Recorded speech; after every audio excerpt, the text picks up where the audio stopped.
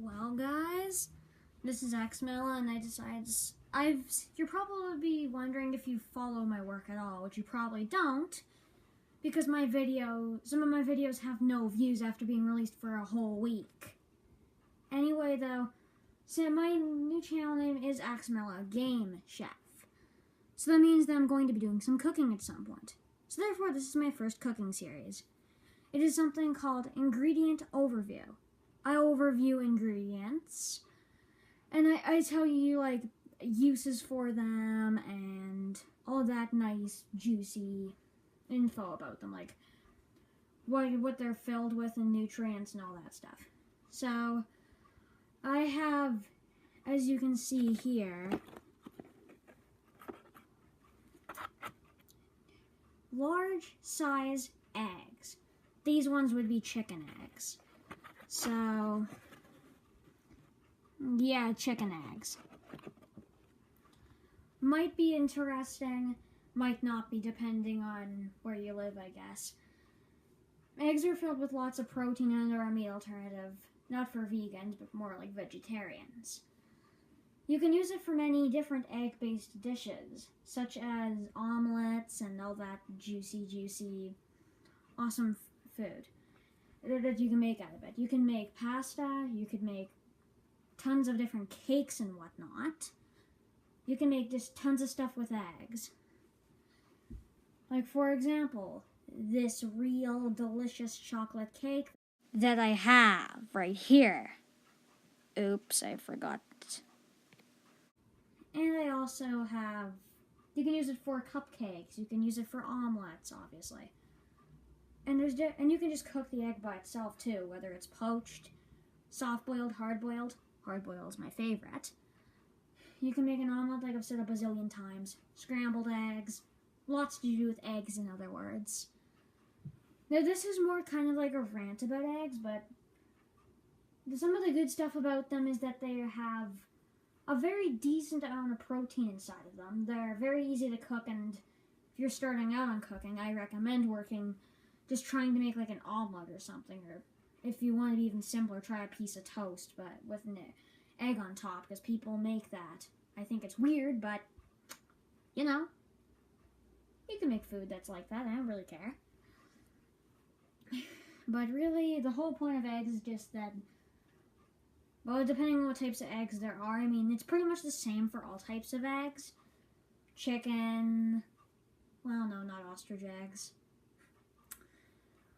Holy God, those things are big. There isn't really much to talk about with eggs, since it's not like a really interesting ingredient or anything. But anyways, I'm just going to go on to the history of it now.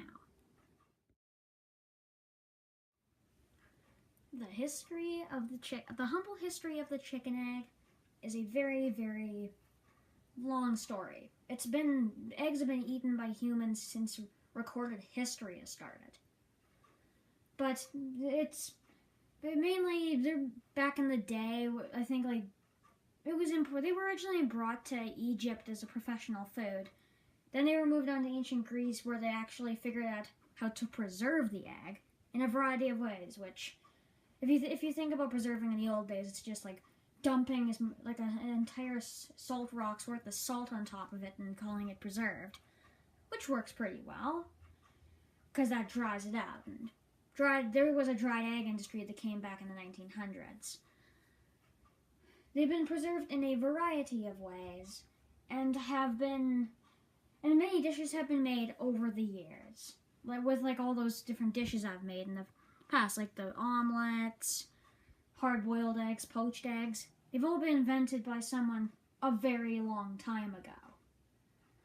Because, to be honest with you, the eggs just go back so far, possibly further than humans. Because technically there's many different types. Dinosaurs probably came out of eggs. Anyways, though, next I will talk about the variety of different chicken eggs. Fun fact. When the egg carton was first invented in 1914, egg cartons were made out of paper to start with. Then they eventually went to this thing you see before you. The variety of eggs are pretty much endless, because technically this video isn't really about chicken eggs, it's about eggs in general. I just use chicken eggs as an example. Bird eggs, however, are the most common way to eat your eggs. And eggs are basically their whole branch at the moment, and are basically at the pinnacle of modern food.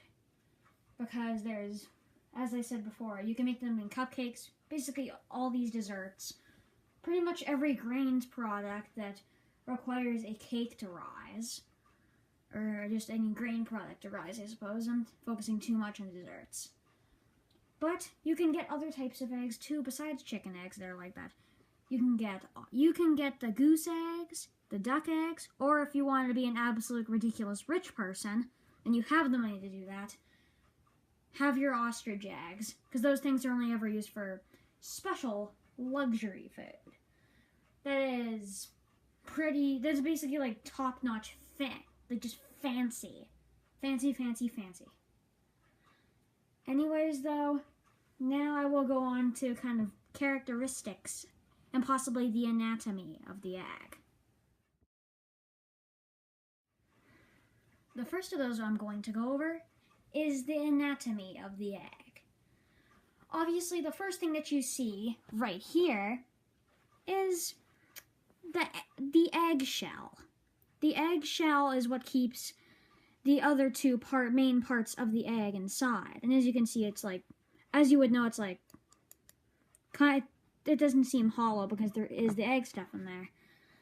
And also, I mean, egg yolks, well actually, egg yolks are in the middle of the egg, but I'll get to those later. The eggshell is generally very brittle and easy to crack. You could drop this like really far down and it would just you could drop it really far down and it just splatter everywhere. But anyways, though, then the next part is the whites of the egg. These may be called for in a few different kinds of baking recipes. And the reason that you don't sometimes cook the egg yolk with it's because the yolk can sometimes mess up a recipe because you need like special characteristics of the egg white, which I will go to in the next segment. And then finally, at that center is my favorite part of the egg, the yellow, perfectly golden egg yolk. The egg yolk, I personally think, is the most important part of it, because for eggs, rather the egg yolk and white is there, or it's replaced with a baby chicken. Hopefully there's not a baby chicken inside this thing. But, whatever though. The egg yolk is very commonly used for recipes, like especially the poached egg. Because the only thing you ever need for a poached egg is the egg yolk. You have to separate it. And in a future episode of this, or if I do another cooking series where I actually cook stuff, I'll show you a technique on how to separate eggs, because I have a strategy for that. Although it'll be a part of the video. Yeah, whatever, I'm getting ahead of myself. Anyways, though, next part is the characteristics. Fun fact. The color of a chicken eggshell, whether it is white or brown, will not ever affect taste, flavor, or the chance of it not being very good for cooking. It doesn't change it at all. Since I've just realized that the characteristics and anatomy of the egg are basically the same thing, instead of a characteristic segment, I'm going to do a how you preserve an egg segment instead, showcasing 3 ways on how to do that. The first one is very simple. I mentioned it earlier in the video. You could probably salt the egg, and that would work. I think it's more effective on duck eggs to salt it. Anyways, though, the second way to do it is if you want to just have a preserved egg, like pre-preserved. I know this is kind of cheating, but you could try one of those century eggs. Those things literally reek like they're a century, like they're literally 100 years old. And the smell can knock you out. And then the third one is a pickled egg. Very similar to the century egg, except the century egg is basically a hard-boiled egg, except the yolk is green and the white area is black. But a pickled egg is just kind of an egg, well, I think it's just covered in pickle juice, to be honest with you. Anyways, though, I'm going to do a final overview on what dishes most commonly use eggs. The types of dishes that use eggs are very diverse, and I'm going to give you 5 examples of what eggs can be used in. The first one is obvious, and that would be cake. They are needed in cake in order for the cake to even be successful. The second one is cupcakes for the exact same reason as cakes need it.